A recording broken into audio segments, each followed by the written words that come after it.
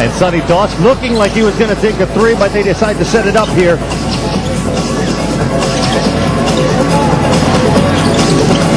Baguio trying to penetrate. He finds Devance wide open. Another outside attempt for Devance. And that's another 3-point attempt. That's 4 now for Alaska. Oh, and look at this kamikaze drive, courtesy of Mark Aguiwa. And did you see that suspension in midair by Mark Aguiwa? Oh! That's a traveling violation. They nullify that basket. Well, he moved fast, but not that fast. As the officials caught the violation, 2 minutes and 7 remaining in the first quarter. We'll be right back.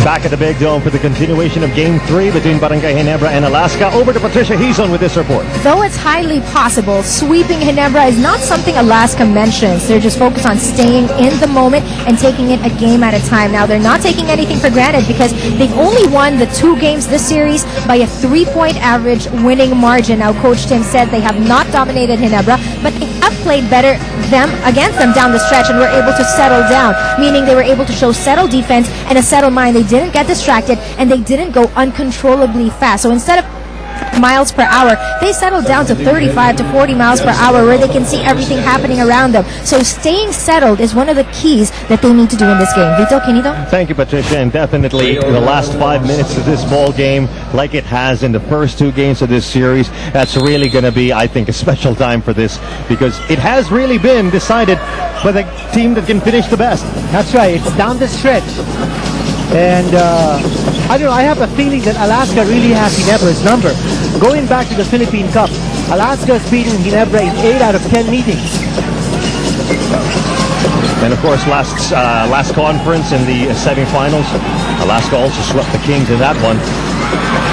Tough looking jumper for Kagiwa, and now it's back to the Aces.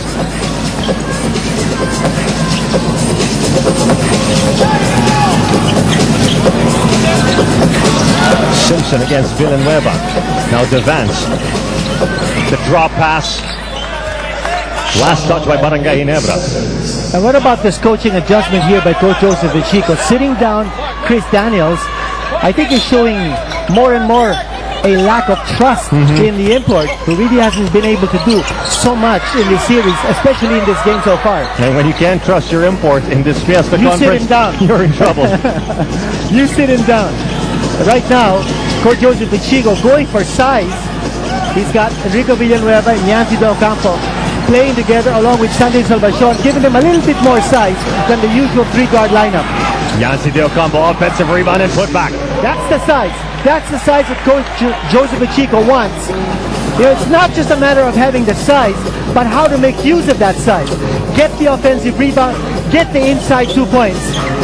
And we'd like to acknowledge the support of Hanes, the official underwear of the PBA. And an interception by the Kings. It's 2-on-1. Kagiwa, it's stripped. Fast hands by Cyrus Baguio. Down to the final 33 seconds of the first.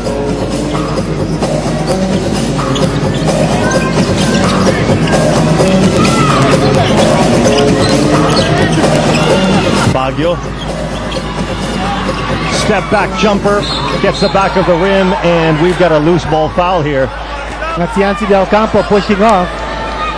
Now, did he need to push off? I mean, he's got that decided height advantage over Reynel Hugnatan, although Hugnatan had rebounding position. Coach Young Vichico. Oh, very unhappy with that play. Yes. Also because Ginebra gave Reynel Hugnatan the inside rebounding position. I mean, that would have been an easy offensive rebound and a putback situation. Final 14 seconds of this first quarter in the hands of Cyrus Baguio.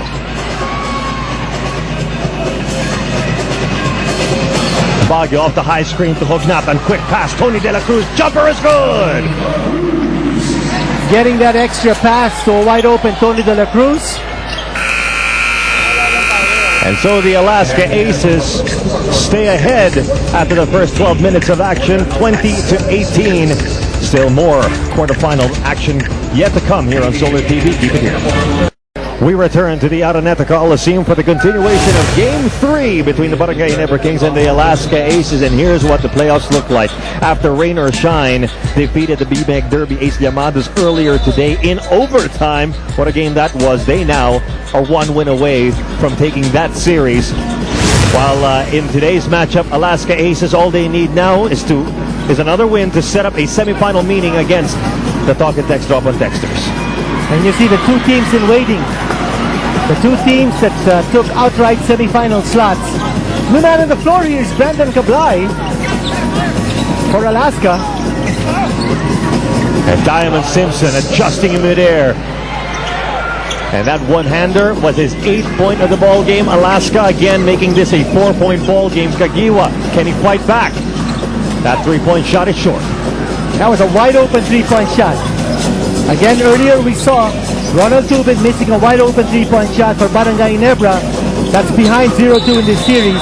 He can't afford to miss those open shots. Here's an offensive foul. But you see that Simpson is going aggressive. Yep. I mean, he knows that Chris Daniels is sitting on the bench, so he's going to go against the locals. Makes you wonder just how long Coach Jong Wichico intends to keep Chris Daniels on the bench. And not unless Chris Daniels tells Joseph Wichico that he's going to make a difference on the floor. He's going to sit down. Ronald Tubin against Simpson.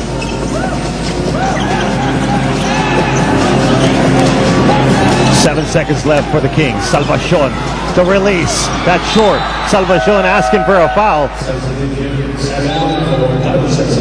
Well, Barangay Ginebra was under time pressure that time. Good defense. Switching, making sure that every base was covered in that play. And Alaska, known for its tough defense. Simpson, by the way, is sitting down because of his personal fouls. Ilan na ba? He's got 2 personal fouls in his game. So Samige Eman is now in for the Aces. Almost a turnover for Alaska there. Now Cablay.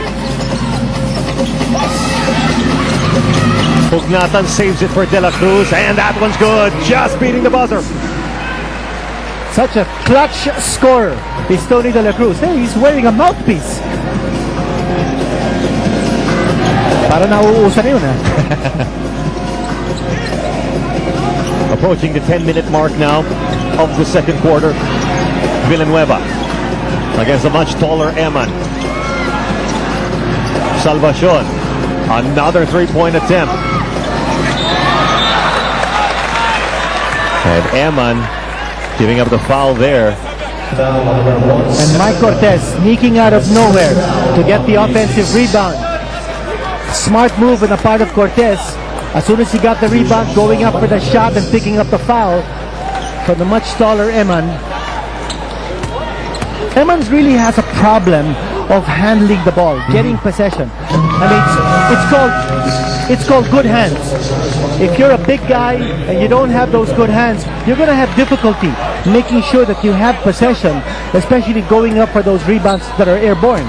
Standing by now with this report is Patricia Hizon. You know, Coach Tim was sharing with me that they've discovered where Ginebra's guards are effective. So by controlling the tempo, Alaska's been able to take the Gin Kings guard game away. They're not allowing them to play that attack game. And Coach Jong has ended up relying on his big men. And if you ask Coach Tim Cone, he'd rather the Gin's big men to beat them. Now, Coach Tim definitely is calculating the situation a lot more because he knows they could be the ones who are actually down 0-2. Plus, he knows that euphoric feeling of winning by a sweep and also the despair of being swept. Kenito, Vito? Thank you, Patricia. Well, definitely Coach Tim Cone has had his fair share of wars here in the PBA.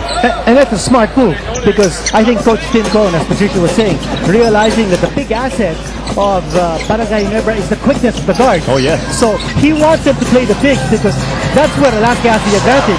Talking about the bigs of Alaska, there's Sam Eman hitting the jump hook. And it is now a 6-point advantage for the Alaska Aces. Mike Cortez, the kick-out pass. Yancy de Ocampo, 3-bomb, no good. And it is going to stay with Barangay Ginebra as JC Intal now checks in for the first time. Sunday Salvacion, his 3-point shooting, just a little out of sync here.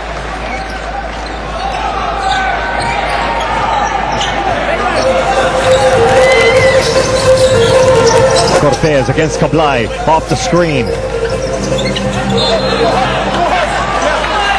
this time, possession awarded to the Alaska Aces.